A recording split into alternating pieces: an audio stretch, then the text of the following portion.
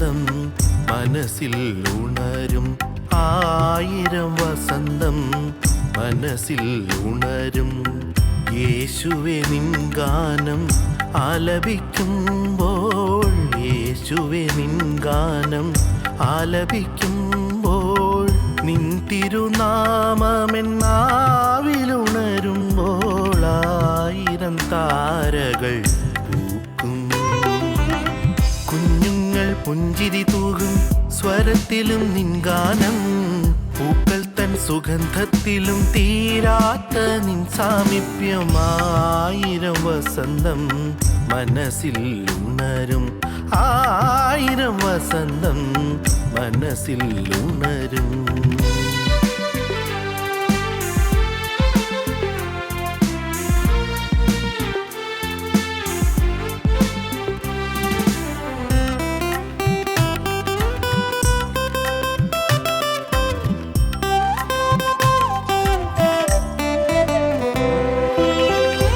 ദുഃഖമറിയും മാനുഷർ നിൻമുഖം കാൺമാൻ കൊതിപ്പൂ.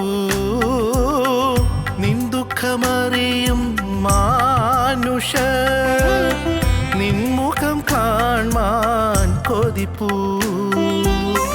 നിന്നെ അറിയുന്നോരാരും ഈ ഉലകിൽ ആനന്ദം നേടാതടങ്ങുകില്ല. നിന്നെ അറിയുന്നോരാരും ഈ ഉലകിൽ ആനന്ദം നേടാതടങ്ങുകില്ല, ആനന്ദം നേടാതടങ്ങുകില്ല. 1000 വസന്തം മനസ്സിൽ ഉണരും, 1000 വസന്തം മനസ്സിൽ ഉണരും.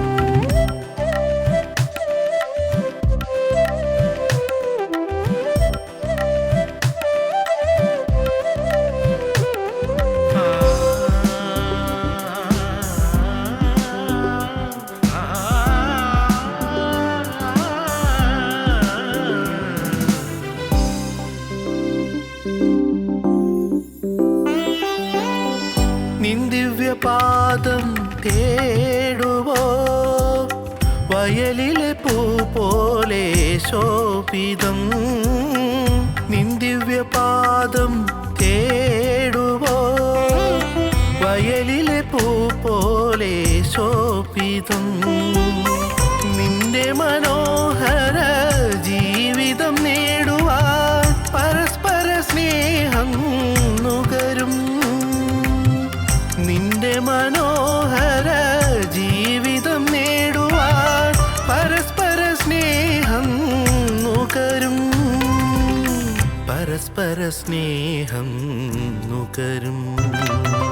1000 വസന്തം മനസ്സിൽ ഉണരും, 1000 വസന്തം മനസ്സിൽ ഉണരും. യേശുവേ നിൻ ഗാനം ആലപിക്കുമ്പോൾ, യേശുവേ നിൻ ഗാനം ആലപിക്കുമ്പോൾ, നിൻ തിരുനാമമെന്നാവിലുണരുമ്പോൾ 1000 താരകൾ പൂക്കും.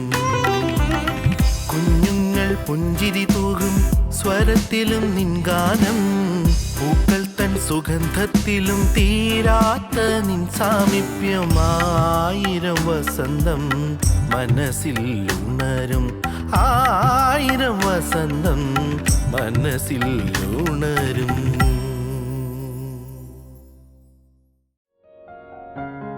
ഞങ്ങളും ക്രൂശിക്കപ്പെട്ട ക്രിസ്തുവിനെ പ്രസംഗിക്കുന്നു. നാം ചിന്തിച്ചു വരുന്ന വിഷയം ഹോശേയ പ്രവാചകൻ്റെ പുസ്തകം 2-ാം അധ്യായം 14-ാം വാക്യമാണ്. ഹോശേയ പ്രവാചകൻ്റെ പുസ്തകം 2-ാം അധ്യായം 14-ാം വാക്യം. അതുകൊണ്ട് ഞാൻ അവളെ വശീകരിച്ച് മരുഭൂമിയിൽ കൊണ്ടുവന്ന് അവളോട് ഹൃദ്യമായി സംസാരിക്കും. അതുകൊണ്ട് ഞാൻ അവളെ വശീകരിച്ച് മരുഭൂമിയിൽ കൊണ്ടുവന്ന് അവളോട് ഹൃദ്യമായി സംസാരിക്കും. അവൾ എന്ന് പറയുന്നത് സഭയാണ് ഉദ്ദേശിക്കുന്നത്. സഭ, മണവാട്ടി സഭ, ക്രിസ്തുവിൻ്റെ മണവാട്ടി സഭ, ക്രിസ്തുവിൻ്റെ മണവാട്ടിയായി തിരഞ്ഞെടുക്കപ്പെട്ടതായ സഭ. ഞാൻ അവളോട് ഹൃദ്യമായി സംസാരിക്കും, അവളെ ഞാൻ വശീകരിച്ച് മരുഭൂമിയിൽ കൊണ്ട് എന്ന് ഹൃദ്യമായി അവൾ സംസാരിക്കും. മരുഭൂമിയിൽ വെച്ച് ഹൃദ്യമായി സംസാരിക്കുമെന്ന്. സ്തോത്രം. ഇതൊരു ഭക്തൻ്റെ അനുഭവമാണ്. മരുഭൂമിയിലേക്ക് വശീകരിച്ചു കൊണ്ടുപോയി സംസാരിക്കുന്നു. ഇത് നാം ചിന്തിച്ച് വന്നപ്പോൾ നാം ആദ്യം ഒരു മരുഭൂമി കണ്ടു. അവിടെ ഉൽപ്പത്തി പുസ്തകത്തിലാണ്. ഉൽപ്പത്തി പുസ്തകം 21-ാം അധ്യായത്തിൽ നാം കണ്ടു ഹാഗാർ മരുഭൂമിയിൽ കൂടി യാത്ര ചെയ്തു പോവുകയായിരുന്നു. ഹാഗാറിൻ്റെ മരുഭൂമിയിലെ അനുഭവം അത് നാം ഇതിനു മുമ്പ് ചിന്തിച്ചതാണ്. ഒന്ന് സൂചിപ്പിക്കുന്ന മാത്രമേ ഉള്ളൂ. മരുഭൂമിയിൽ കൂടി ഹാഗാർ നിലവിളിച്ചുകൊണ്ട് പോവുകയാണ്. ഹാഗാറിന് അബ്രഹാമിൻ്റെ പ്രജയായ ഇസ്മായേൽ അവളുടെ കൂടെയുണ്ട്. 15 വയസ്സ് മാത്രം പ്രായമുള്ള ഇസ്മായേൽ കൂടെയുണ്ട്. ഇസ്മായേൽ അബ്രഹാമിൻ്റെ മകനാണ്, പക്ഷേ സാറായിയുടെ മകനല്ല. ഹാഗാർ ഒരു ദാസിയാണ്, വേലക്കാരിയാണ്. വേലക്കാരിയായ ഹാഗാറിൻ്റെ മകനായി അബ്രഹാമിന് പിറന്ന ഇസ്മായേൽ കൂടെയുണ്ട്. ഒരു കരുണയും കൂടാതെ അബ്രഹാം ഇസ്മായേലിനെയും ഹാഗാറിനെയും മരുഭൂമിയിലേക്ക് പറഞ്ഞു വിട്ടു. എങ്ങോട്ടെങ്കിലും പോയിക്കോ, നിങ്ങൾ ജീവിക്കുക. കുറച്ച് വെള്ളം കൊടുത്തു, തുരുത്തിയിൽ ഒരു കുറച്ച് അപ്പം കൊടുത്തു പൊതിയായിട്ട്. അതേ ഉള്ളൂ. വെള്ളം തീർന്നു. ഈ മരുഭൂമിയിൽ എങ്ങോട്ട് പോകും? മരുഭൂമിയിൽ കൂടി വാസ്തവത്തിൽ ഹാഗാർ വലഞ്ഞ് വിഷമിച്ച് പോവുകയായിരുന്നു.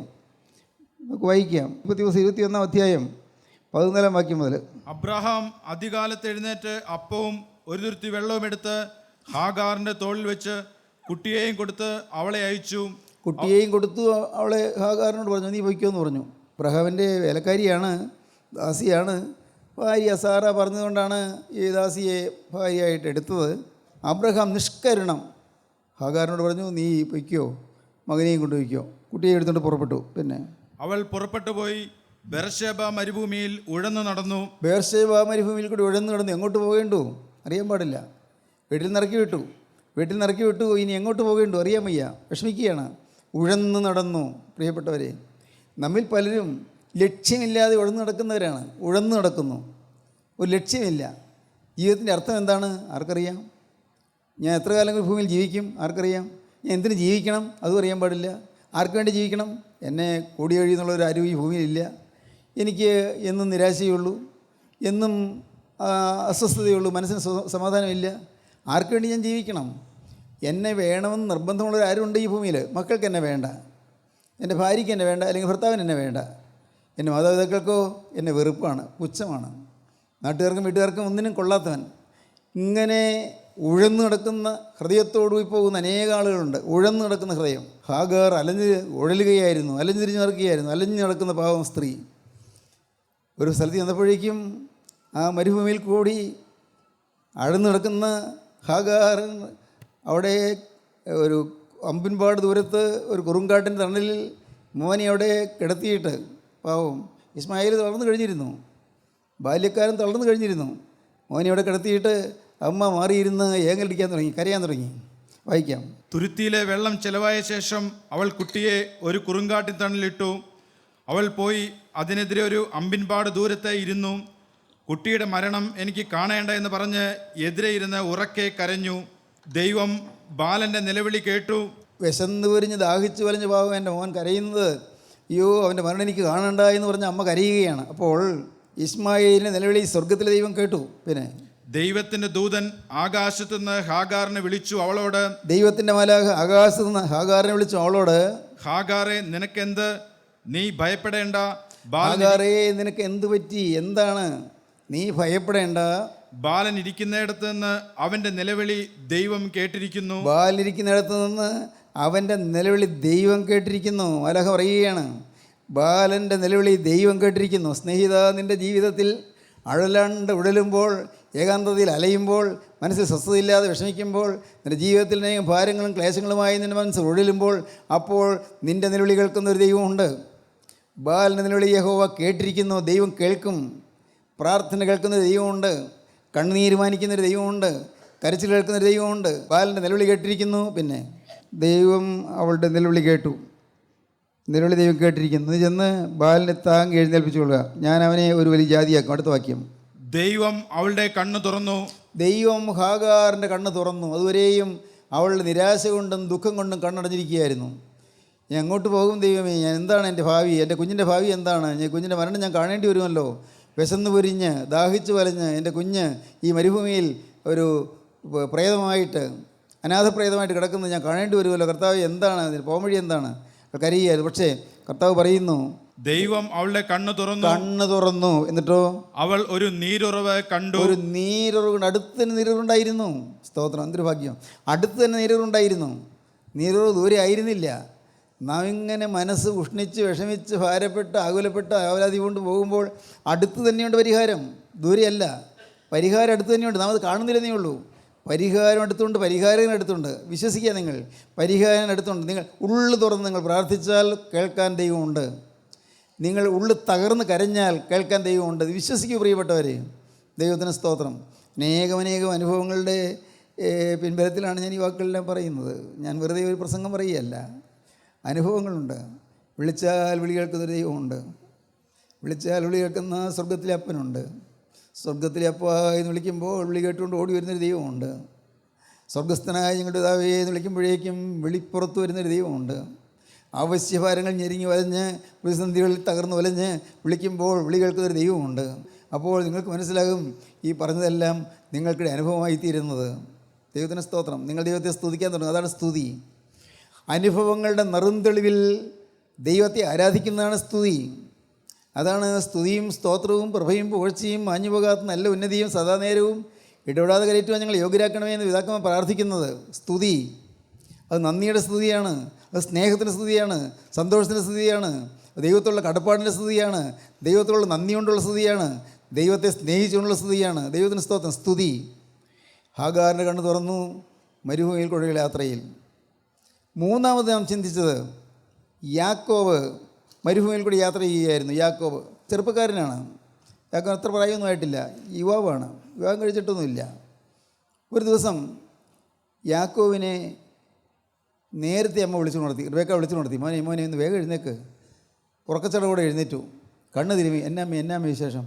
എൻ്റെ മോനെ നീ ഒന്നും ചിന്തിക്കേണ്ട, വേഗം ഇത് കൈ പിടിച്ചോ. എന്താ ഇത്? മോനെ നിനക്ക് വഴിക്ക് ആഹാരത്തിനാണ്. ഏതാണ്ട് അപ്പമുണ്ട്, ഇത് ഒരു തുരുത്തി വെള്ളമുണ്ട്. നീ പൊയ്ക്കോ. 600 നാഴി ദൂരെ എൻ്റെ സഹോദരനായ ലാബാൻ്റെ ഭവനത്തിലേക്ക് മോനെ നീ പൊയ്ക്കോ. ഒട്ടും താമസിക്കരുത്. നിൻ്റെ സഹോദരൻ ഏശാവ് നിന്നെ കൊല്ലാനിരിക്കുകയാണ്. ഇന്നലെ അവൻ്റെ ഗൂഢാലോചന എനിക്ക് മനസ്സിലായി. നിന്നെ കൊല്ലും. അവന് നിന്നോട് ശത്രുത്വമാണ്. തന്നെയല്ല എൻ്റെ മോനെ, നിന്നെ കൊല്ലാൻ വരുമ്പോൾ നീയും കൈയിട്ട് നിൽക്കില്ലല്ലോ. നീയും അവനെ എന്തുകൊണ്ടും ചെയ്യാം. മോനെ 2 മക്കളും എനിക്ക് ഒരു ദിവസം ഇല്ലാതാകുന്ന എങ്ങനെയാണ് അവനെ ഞാൻ കാണുന്നത്. മോനെ വേഗം പൊയ്ക്കോ. ഇവയൊക്കെ പറയുകയാണ്. ദൈവത്തിന് സ്തോത്രം. യാക്കോബ് പേടിച്ചു പോയി. പാവം ആ യൗവനക്കാർ പേടിച്ചു പോയി.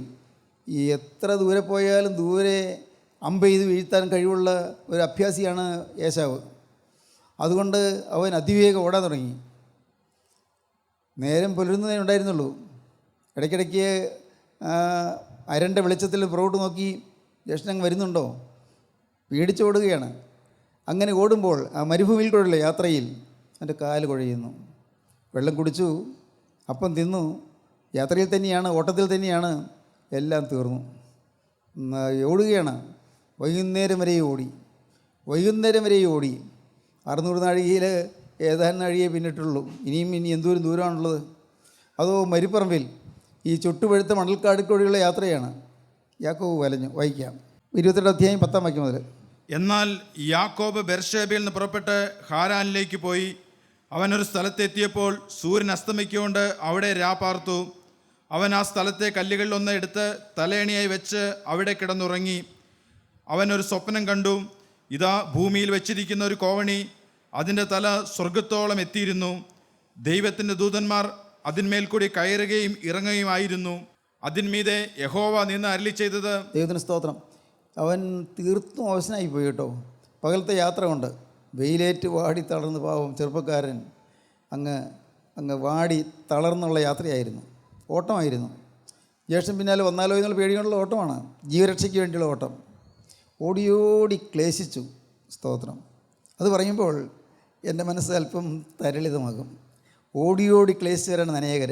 ഓടിയോടി ക്ലേശിച്ചു. കണ്ട കാലമെല്ലാം നിങ്ങൾ പലരും ക്ലേശിച്ചവരല്ലേ, ഓടിയോടി തളർന്നവരല്ലേ, മനസ്സ് നൊന്ത് വിങ്ങിയവരല്ലേ, മനസ്സ് ആകുലം കൊണ്ട് തളർന്നവരും തകർന്നവരുമല്ലേ. ഓർത്ത് നോക്കൂ. ഓടിയോടി തളർന്നു. അവസാനം സന്ധ്യയായി. കൊല്ലുന്നെങ്കിൽ കൊല്ലട്ടെ, എനിക്ക് വല്ലാതെ വയ്യ. യാക്കോബ് ഒരു കല്ലെടുത്ത് തലണിയായി അടിച്ചു. അവിടെ കിടന്നു, ഉറങ്ങിപ്പോയി. ഉറക്കത്തിൽ ഒരു സ്വപ്നം കണ്ടു. എന്താണ് സ്വപ്നം? ഒരു ഗോവണി സ്വപ്നം കണ്ടു. ഗോവണിയിൽ നോക്കുമ്പോൾ മുകളിൽ നിത്യനായ ദൈവം എഴുന്നള്ളി നിൽക്കുന്നു. എന്തൊരു അത്ഭുതം! ഞാൻ സഹോദരനെ വഞ്ചിച്ച് എൻ്റെ അപ്പനെ കബളിപ്പിച്ച് പോരുന്നവനാണ്, എങ്കിലും എനിക്ക് ദൈവം പ്രത്യക്ഷപ്പെട്ടിരിക്കുന്നുവോ? എന്താണിത്? എൻ്റെ അപ്പനോട് നുണ പറഞ്ഞാൽ പോകുന്നത്. ഞാൻ നിൻ്റെ ആദ്യം ഏശാവെന്ന് പറഞ്ഞാണ് അപ്പൻ്റെ അനുഗ്രഹം മേടിച്ചത്. സ്വന്തം അപ്പനെ, കണ്ണുകാഴ്ചയില്ലാത്ത അപ്പനെ കളവ് പറഞ്ഞ് യാക്കോബ് ഏശാവിൻ്റെ അനുഗ്രഹം തട്ടിയെടുത്തു. അതാണ് ഏശാവിൻ്റെ വൈരാഗ്യം ഉണ്ടാകാൻ കാരണം. യാക്കോബ് അപ്പനെ കബളിപ്പിച്ചു, ജ്യേഷ്ഠൻ്റെ ജ്യേഷ്ഠാവകാശം തട്ടിയെടുത്തു, അനുഗ്രഹം വാങ്ങി. പക്ഷേ ഇപ്പോൾ ഓട്ടമാണ്. അനുഗ്രഹമുണ്ട്, പക്ഷേ ഓട്ടമാണ്. യാക്കോബ് നോക്കുമ്പോൾ അവിടെ നിത്യനായ ദൈവം ആ ഗോവണിയുടെ മുകൾത്തട്ടിൽ നിന്ന് നിൽക്കുന്നു. അത്ഭുതത്തോടെ നോക്കി. ആരാണ്? തേജോമയനായ ദൈവം. അയ്യോ, ദൈവം എന്നെ കാണുമോ? ദൈവം എന്നെ സ്നേഹിക്കുമോ? ദൈവം എൻ്റെ അടുക്കിലേക്ക് വരുമോ? ഞാൻ ഞാൻ മയക്കാഴ്ച കാണുകയാണോ? പ്രിയപ്പെട്ടവരെ, ഞാൻ പറഞ്ഞു തരാം. നാം എത്ര തളർന്നവരും തകർന്നവരുമാണെങ്കിലും, പാപങ്ങൾ വന്നവരാണെങ്കിലും, നമ്മളെ സ്നേഹിക്കുന്ന ഒരു ദൈവമുണ്ട്. പലതരത്തിലുള്ളതായ തെറ്റുകൾ വന്നവരാണെങ്കിലും, പലതരത്തിൽ ദൈവം ദുഃഖിപ്പിച്ചവരാണെങ്കിലും, നമ്മെ സ്നേഹിക്കുന്ന ഒരു ദൈവമുണ്ട്. മറക്കരുത്. ഏതെല്ലാം തെറ്റുകൾ നിങ്ങൾ വീണാലും, ഏതെല്ലാം പാപങ്ങളിലേക്ക് നിങ്ങൾ പോയാലും, സുബോധമില്ലാത്തവരെ പോലെ ഏതെല്ലാം കുൽസിത മാർഗ്ഗങ്ങൾ നിങ്ങൾ സ്വീകരിച്ചാലും, എത്രയും മ്ലേച്ഛമായ വഴിയിൽ കൂടിയെല്ലാം നിങ്ങൾ നടന്നാലും, നിങ്ങളെ നോക്കിക്കൊണ്ടിരിക്കുന്ന, നിങ്ങളെ സ്നേഹിക്കുന്ന ഒരു ദൈവമുണ്ട്, ഒരു പിതാവായ ദൈവമുണ്ട്. ആ ദൈവം യാക്കോബിനോട് സംസാരിപ്പാൻ ഗോവണിയുടെ മുകളിൽ പ്രത്യക്ഷപ്പെട്ടു. അപ്പോൾ യാക്കോബ് നോക്കിയപ്പോൾ പിന്നെ ഒന്നുകൂടെ കണ്ടു. അതെന്താണ്? മാലാഖമാർ കയറുകയും ഇറങ്ങുകയും ചെയ്യുന്നത് കണ്ടു. കയറുകയും ഇറങ്ങുകയും ചെയ്യുന്നു, ഇറങ്ങുകയും കയറുകയല്ല. അപ്പോൾ അതുവരെ മാലാഖമാർ കൂടെ ഉണ്ടായിരുന്നു. ഇപ്പോഴാണ് യാക്കോബ് മനസ്സിലായി. അപ്പോൾ ഞാൻ ഈ ഏകനായിട്ട് ഒറ്റപ്പെട്ട് പേടിച്ച് ഓടുമ്പോൾ മാലാഖമാരുണ്ടായിരുന്നില്ല എൻ്റെ കൂടെ. അയ്യോ, ഞാനെന്ത് ഭാഗ്യശാലിയാണ്, ഞാൻ അറിഞ്ഞില്ല മാലാഖമാരെൻ്റെ കൂടെ ഉണ്ട് എന്ന്. സ്തോത്രം. പ്രിയപ്പെട്ടവരെ, യാക്കോബ് മുകളിലേക്ക് നോക്കി. ഒരു മാലാഖമാർ കയറി പോകുന്നു, വേറൊരു പറ്റ മാലാഖമാർ താഴോട്ട് ഇറങ്ങി വരുന്നു, പിന്നെ ഒരു പറ്റ മാലാഖമാർ കയറി പോകുന്നു, കയറി ഇറങ്ങുകയും ചെയ്യുന്നു. അപ്പോൾ ഞാൻ ഏകനായി ഓടുമ്പോൾ എനിക്ക് കൂട്ടായിട്ട് മാലാഖമാരെ ദൈവം നിയമിച്ചിരുന്നു. ഇത്രയും കഠിനമായ പാവം ഞാൻ ചെയ്തിട്ടും എനിക്ക് സഹായമായി, എനിക്ക് തുണയായി മാലാഖമാരെ ദൈവം നിയോഗിച്ചിരുന്നു. എന്തൊരു സ്നേഹം! യാക്കോബിന് അത്ഭുതം തോന്നി. ദൈവം എന്നെ ഇപ്പോഴും സ്നേഹിക്കുന്നു. ഇത്രയും കബളിപ്പിക്കെല്ലാം കഴിഞ്ഞ്, അപ്പനെ വഞ്ചിച്ച്, അപ്പനോട് നുണ പറഞ്ഞ്, അപ്പൻ്റെ അനുഗ്രഹം തട്ടിയെടുത്ത്, ജ്യേഷ്ഠനെ വഞ്ചിച്ച്, അങ്ങനെ ഉപായിയായി ഞാൻ സൂത്രത്തിലെല്ലാം കരസ്ഥമാക്കിയ എൻ്റെ ദൈവമേ, ഞാൻ ഇപ്പോഴും നീ എന്നെ സ്നേഹിക്കുന്നുവോ? യാക്കോബിന് അത്ഭുതം. യാക്കോബ് നോക്കിയപ്പോൾ ദൈവത്തിൻ്റെ മഹത്വമേറിയ ശബ്ദം കേട്ടു. വായിക്കാം. അതിന്മീതെ യഹോവ നിന്ന് അരുളി ചെയ്തത്. ദൈവം പറയുകയാണ്, ഒരു മനുഷ്യനോട് ദൈവം സംസാരിക്കുമോ? നിങ്ങൾക്ക് എന്താ തോന്നിയിട്ടുള്ളത്? മനുഷ്യനോട് ദൈവം സംസാരിക്കുമോ? കേൾക്കൂ പ്രിയപ്പെട്ടവരെ, ഞാൻ പറഞ്ഞു തരാം. നിങ്ങളോട് നിങ്ങളുടെ പേര് വിളിച്ച് സംസാരിക്കുന്നൊരു ദൈവമുണ്ട്. നിങ്ങളുടെ പേര് വിളിച്ച് സംസാരിക്കുന്നൊരു ദൈവമുണ്ട്. സക്കായിയേ എന്ന് വിളിച്ച ആ ദൈവം നിങ്ങളെ പേർ ചൊല്ലി വിളിക്കും. നിങ്ങൾക്ക് കേൾക്കാം, ശബ്ദം കേൾക്കാം. സ്തോത്രം. കേട്ടിൽ നിന്നുള്ളതുകൊണ്ട് നിങ്ങളുടെ വിശ്വാസത്തിൽ കുറവുണ്ടെന്ന് ഞാൻ പറയില്ല, പക്ഷേ നിങ്ങൾക്ക് അത് കേൾക്കാം. നിങ്ങളുടെ പേര് ചൊല്ലി വിളിക്കുന്ന ശബ്ദം കേൾക്കാം. ക്രിസ്തുവിൻ്റെ ആണിപ്പാടുള്ള കരം വന്ന് നിങ്ങളെ കണ്ണിൽ തൊട്ട് തലോടുന്നത് നിങ്ങൾക്ക് അനുഭവിക്കാം, കണ്ണീർ തുടയ്ക്കുന്നത് നിങ്ങൾക്ക് അനുഭവിക്കാം. നിങ്ങൾ പ്രശ്നങ്ങളുടെ മുന്നിൽ വീർപ്പ് മുട്ടി വിയർത്തൊലിച്ച് നിൽക്കുമ്പോൾ നിങ്ങളെ കുളിർകാറ്റേറ്റ് നിങ്ങൾക്ക് ആശ്വാസം തന്ന് നിങ്ങളെ തണുപ്പിക്കുന്ന, കുളിർപ്പിക്കുന്ന ക്രിസ്തുവിൻ്റെ അമൂല്യ കൃപയുണ്ട്. അത്യത്ഭുതകരമായ കൃപയുണ്ട്. ഇതൊക്കെ നിങ്ങൾക്ക് അനുഭവിക്കാം. അത് ആത്മീയ ജീവിതത്തിൻ്റെ ഒരു ഭാഗ്യമാണതെല്ലാം. നാം ഈ ലോകത്ത് ജീവിക്കുന്നു. ഈ ലോകത്ത് ജീവിക്കുമ്പോഴും നാം ആത്മീയരാണ്, നാം സ്വർഗീയരാണ്. സ്വർഗീയമായ കൃപ നമുക്ക് അനുഭവിക്കാം. ദൈവത്തിന് സ്തോത്രം. ദൈവത്തിൻ്റെ ഒരു നാമം മഹത്വപ്പെടട്ടെ. നിങ്ങൾക്ക് തോന്നുന്നു ഇതെന്താണ് ഇങ്ങനെയൊക്കെ പറയുന്നത്? അങ്ങനെ കിട്ടുമോ? ദൈവത്തിൻ്റെ ശബ്ദം കേൾക്കാൻ പറ്റുമോ? കേൾക്കാം. ഈ കാതുകളിൽ കേൾക്കാം, നമ്മുടെ കാതുകളിൽ കേൾക്കാം. ദൈവത്തെ നമുക്ക് മുഖാമുഖം കാണാൻ പറ്റുകയില്ല. ദൈവത്തെ മുഖാമുഖം കാണാൻ പറ്റില്ല. കാരണം ദൈവത്തെ കണ്ടാൽ പിന്നെ ഈ ഭൂമിയിൽ നാം ജീവിച്ചിരിക്കില്ല. പക്ഷേ ദൈവത്തിൻ്റെ സാന്നിധ്യം നമുക്ക് കിട്ടും. സാന്നിധ്യം, കർത്താവ് അടുത്ത് വന്നു എന്ന് കണ്ണുനീർ തുടയ്ക്കുന്നത് നമുക്ക് അനുഭവിക്കാൻ സാധിക്കും. കർത്താവിൻ്റെ ആണിപ്പാടുള്ള കരം കൊണ്ട് നമ്മുടെ കണ്ണുനീർ തുടയ്ക്കുന്നത് നമുക്ക് അനുഭവിക്കാൻ സാധിക്കും. അതാണ് ക്രിസ്തീയ ജീവിതം. കുറേ പ്രാർത്ഥനകൾ ചൊല്ലി തയ്ക്കുന്നതോ, കുറേ മസൂറാകൾ ചൊല്ലുന്നതോ, കുറേ പ്രിമേനുകൾ പ്രാർത്ഥിക്കുന്നതോ, സെതറകളോ കുക്കുലിയനോ ഗീതങ്ങൾ പാടുന്നതോ ഇതൊന്നുമല്ല. അതിനപ്പുറത്തുണ്ട് ഒരു ചില അനുഭവങ്ങൾ, അതിനപ്പുറത്തുണ്ട് ചില ആത്മീയ അനുഭവങ്ങൾ, ആത്മീയ അനുഭൂതികൾ. ഏകാന്തതയിൽ നിങ്ങൾ വീർപ്പ് മുട്ടുമ്പോൾ, നിങ്ങൾ വലഞ്ഞ് വിഷമിക്കുമ്പോൾ, നിങ്ങൾ ഏങ്ങലടിച്ചുകൊണ്ടിരിക്കുമ്പോൾ, അനേകം ഭാരങ്ങളും ക്ലേശങ്ങളും നിങ്ങളെ അലട്ടുമ്പോൾ, മുന്നോട്ടൊരു വഴി കാണാതെ നിങ്ങൾ ഉഴലുമ്പോൾ, യേശുവേ ഞാൻ എന്ത് വേണ്ടു എന്നറിയാതെ നിങ്ങൾ ഭാരത്തോടെ ഞരങ്ങുമ്പോൾ, അപ്പോൾ നിങ്ങളുടെ അരികത്തേക്ക് വന്ന് നിങ്ങളുടെ കണ്ണുനീർ തുടയ്ക്കുന്ന ഒരു ദൈവമുണ്ട്. ആ ദൈവം ജീവനുള്ള ദൈവമാണ്. മരിച്ച് വൺമറച്ചു പോയ യേശു അല്ല, യേശു ഇന്ന് ഉയർത്തെഴുന്നേറ്റ് ജീവിക്കുന്നു. ദൈവത്തിന് സ്തോത്രം. ഇന്നും ജീവിക്കുന്ന ക്രിസ്തു, ഉയർത്തെഴുന്നേറ്റ് ജീവിക്കുന്ന ക്രിസ്തു. പ്രിയപ്പെട്ടവർ, നിങ്ങൾ വിശ്വസിക്കൂ, യേശു ക്രിസ്തു യാക്കോവിന് മരുഭൂമിയിൽ വെച്ച് പ്രത്യക്ഷപ്പെട്ടു. നിത്യനായ ദൈവം കർത്താവായ യേശു ക്രിസ്തു യാക്കോവിനെ മരുഭൂമിയിൽ വെച്ച് നേരിട്ട് ഇടപെട്ടു. ദൈവത്തിൻ്റെ ദൂതനെന്ന് നാം പഴയ നിയമത്തിൽ കാണുന്നത് പലയിടത്തും യേശു ക്രിസ്തുവിനാണ് കുറിക്കുന്നത്. ദൈവത്തിന് സ്തോത്രം. യേശു ക്രിസ്തു ആളത്വമായി യാക്കോവിനോട് നേരിട്ട് സംസാരിച്ചു. എന്നിട്ടെല്ലാം പറഞ്ഞത് കേൾക്കൂ. അതിന്മീതെ യഹോവ നിന്ന് അരുളി ചെയ്തത്, ഞാൻ നിന്റെ പിതാവായ അബ്രഹാമിൻ്റെ ദൈവവും ഇസഹാക്കിൻ്റെ ദൈവവുമായ യഹോവയാകുന്നു. നീ കിടക്കുന്ന ഭൂമിയെ ഞാൻ നിനക്കും നിന്റെ സന്തതിക്കും തരും. നിന്റെ സന്തതി ഭൂമിയിലെ പൊടി പോലെയാകും. നീ പടിഞ്ഞാറോട്ടും കിഴക്കോട്ടും വടക്കോട്ടും തെക്കോട്ടും പരക്കും. നീ മുഖാന്തരവും നിന്റെ സന്തതി മുഖാന്തരവും ഭൂമിയിലെ സകല വംശങ്ങളും അനുഗ്രഹിക്കപ്പെടും. ഇതാ ഞാൻ നിന്നോട് കൂടെയുണ്ട്. നീ പോകുന്നിടത്തൊക്കെയും നിന്നെ കാത്ത് ഈ രാജ്യത്തേക്ക് നിന്നെ മടക്കി വരുത്തും. ഞാൻ നിന്നെ കൈവിടാതെ നിന്നോട് അരുളി ചെയ്തത് നിവർത്തിക്കും. ദൈവത്തിന് സ്തോത്രം. 7 വാഗ്ദത്തങ്ങൾ തരികയാണ്. 7 വാഗ്ദത്തങ്ങൾ. മരുഭൂമിയിൽ യാക്കോബിന് ലഭിച്ച 7 വാഗ്ദത്തങ്ങൾ, 7 പ്രോമിസസ്, നിത്യനായ ദൈവത്തിൻ്റെ വാഗ്ദാനങ്ങൾ. മോനെ, നീ ഒന്നും അറിയാതെയാണ് വന്നത്. മോളെ, നീ ഒന്നും ഗ്രഹിക്കാതെയാണ് വന്നത്. പക്ഷേ നിന്നെ ഞാൻ സ്നേഹിക്കുന്നു. നിനക്ക് ചില വചനങ്ങൾ ഞാൻ തരുന്നു. നീ ഏകാഗിയാണെന്ന് നിനക്ക് തോന്നുമ്പോൾ, എനിക്ക് ആരുമില്ലെന്ന് തോന്നുമ്പോൾ, ഞാൻ ഒറ്റപ്പെട്ടു പോയല്ലോ എന്ന് നീ തോന്നുമ്പോൾ, നിൻ്റെ കൂടെ വന്നിരിക്കാനും നിന്നെ ആശ്വസിപ്പിക്കാനും ഞാനുണ്ട് എന്ന് കർത്താവ് പറയുന്നു. നിൻ്റെ പ്രശ്നങ്ങളിൽപ്പെട്ട് നീ അഴലുമ്പോൾ വലയുമ്പോൾ, മോളെ ഞാൻ നിന്നോടുകൂടി ഇരിക്കാമെന്ന് പറഞ്ഞ് കർത്താവ് ചേർന്നിരിക്കുന്നു. സ്തോത്രം. കഴിഞ്ഞ കാലങ്ങളിൽ ഞാൻ മറന്നു തരാമെന്ന് കർത്താവ് പറയുന്നു. കഴിഞ്ഞ കാലങ്ങളിൽ ഞാൻ മറച്ചു തരാമെന്ന് പറയുന്നു. മറന്നും മറച്ചും തരുന്ന സ്നേഹം, പാപങ്ങൾ ഓർമ്മയ്ക്കാതെ സ്നേഹിക്കുന്ന സ്നേഹം, കഴിഞ്ഞകാല പാപങ്ങളൊന്നും കണക്കാക്കാതെ നമ്മെ വീണ്ടെടുക്കുന്ന സ്നേഹം, കഴിഞ്ഞകാല പാപങ്ങളെല്ലാം മറന്നും പൊറുത്തും നമ്മെ സ്നേഹിക്കുന്ന സ്നേഹം. ദൈവത്തിന് സ്തോത്രം. കഴിഞ്ഞതെല്ലാം അയച്ചു കളഞ്ഞിട്ട് ഒരു പുതിയ ജീവൻ നിങ്ങൾക്ക് തരാമെന്ന് വാക്ക് പറയും ദൈവത്തിൻ്റെ സ്നേഹം. ഗോകുൽത്തായിലെ സ്നേഹം അതാണ്. പിതാവേ, ഇവർ ചെയ്യുന്നതിൻ്റെതായി എന്നവരറിയാൽ ഇവരോട് ക്ഷമിക്കണമേ. സ്തോത്രം. അതാണ് ക്രൂശിലെ സ്നേഹം. പിതാവേ, ഇവർ ചെയ്യുന്നതിൻ്റെതായി എന്നവരറിയാൽ ഇവരോട് ക്ഷമിക്കണമേ എന്നാണ് പ്രാർത്ഥിക്കുന്നത്. സ്തോത്രം. സഹോദരങ്ങളെ, ഈ നല്ലവനായ ദൈവത്തെ നിങ്ങൾക്ക് പരിചയമുണ്ടോ? ഈ ദൈവത്തെ നിങ്ങൾ കണ്ടുമുട്ടിയിട്ടുണ്ടോ? ഈ ദൈവവുമായി നിങ്ങൾ സംസാരിച്ചിട്ടുണ്ടോ? ഏകാന്തതയിൽ ദൈവത്തോട് നിങ്ങൾ വാക്ക് പറഞ്ഞിട്ടുണ്ടോ? കർത്താവേ, ഞാനും എനിക്കുള്ളതെല്ലാം നിൻ്റേതെന്ന് നിങ്ങൾ പറയാൻ തോന്നിയിട്ടുണ്ടോ? ഞാനും എനിക്കുള്ളതെല്ലാം നിൻ്റേത്, ഇനി എനിക്ക് എൻ്റേതില്ല, എല്ലാം നിൻ്റേത്. ദൈവത്തിന് സ്തോത്രം. എനിക്ക് സ്വന്തമായ ആയുസില്ല, അത് നിൻ്റേത്. സ്വന്തമായ ജീവിതമില്ല, അത് നിൻ്റേത്. യേശുവേ, എനിക്ക് സ്വന്തമായ ഭാവിയില്ല, അത് നിൻ്റേത്. യേശുവേ, എനിക്ക് സ്വന്തമായി അവകാശപ്പെടാനില്ല, എല്ലാം നിൻ്റേത്. എൻ്റേത് എന്ന് ഞാൻ കരുതിയിരുന്നെല്ലാം ഇതാ ഞാൻ കൈമാറിയിരിക്കുന്നു. ദൈവത്തിന് സ്തോത്രം. ദൈവത്തിന് വലിയ നാമം മഹത്വപ്പെടട്ടെ. നിങ്ങൾക്ക് വലിയൊരു കടമുണ്ടെന്ന് വിചാരിക്കൂ. ബാങ്കിൽ നിങ്ങൾക്ക് മുഴുവൻ കടമാണ്. വലിയൊരു കടം നിങ്ങളുടെ മേൽ ചുമത്തിയിരിക്കുന്നു. ബാങ്കിൽ നിന്ന് വലിയ കടം ചുമത്തിയിരിക്കുന്നു. നിങ്ങളെന്ത് വേണ്ടു?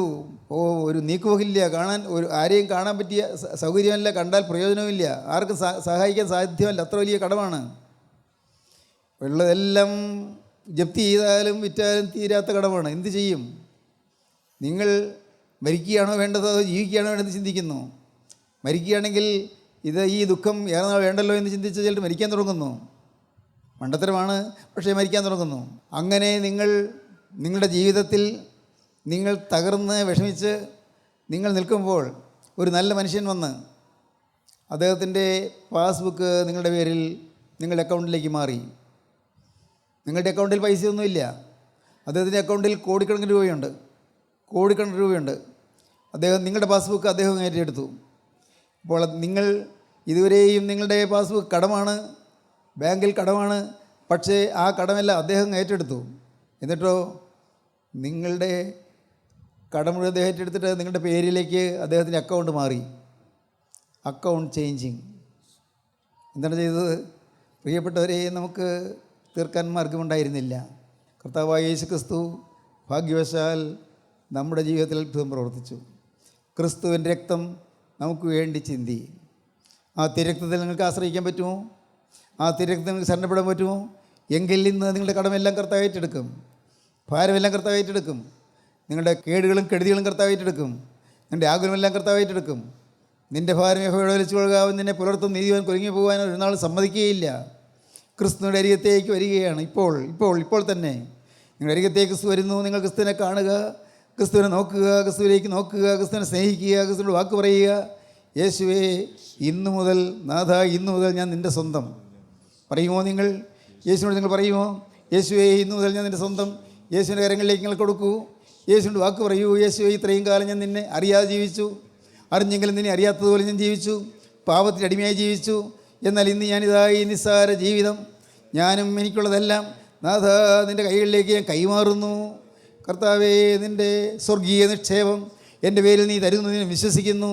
ഇന്നു മുതൽ ഞാൻ കർത്താവേ നിൻ്റെ അടിമയായിരിക്കും, നിൻ്റെ ദാസനായിരിക്കും, നിൻ്റെ സ്വന്തമായിരിക്കും. നാഥ, ഇന്നു മുതൽ ഞാൻ നിൻ്റെ വകയായിരിക്കും. തീരുമാനിക്കൂ. നമുക്ക് സമർപ്പിക്കാം, നമുക്ക് പ്രാർത്ഥിക്കാം. കാരുണ്യവാനേ, മഹാപരിശുദ്ധനായ ഞങ്ങളുടെ സ്വർഗീയ പിതാവേ, ഈ മനോഹരമായ സമയത്തിനായി ഞങ്ങൾ നിന്നെ സ്തുതിക്കുന്നു, ഞങ്ങൾ നിന്നെ സ്തോത്രം ചെയ്യുന്നു. എല്ലാവരെയും തൊടണമേ, എല്ലാവരെയും അനുഗ്രഹിക്കണമേ, എല്ലാവരെയും പുതിയ സമർപ്പണത്തിലേക്ക് നയിക്കണമേ. നിത്യജീവൻ്റെ ഉറപ്പ് എല്ലാവർക്കും നൽകണമേ. രണ്ടാമത്തെ വരവിനുവേണ്ടി എല്ലാവരെയും ഒരുക്കണമേ. യേശു ക്രിസ്തുവിൻ്റെ മഹത്വപൂർണ്ണമായ നാമത്തിൽ യാചിക്കുന്ന കുറയോടെ കേൾക്കണം പിതാവേ. ആമീൻ.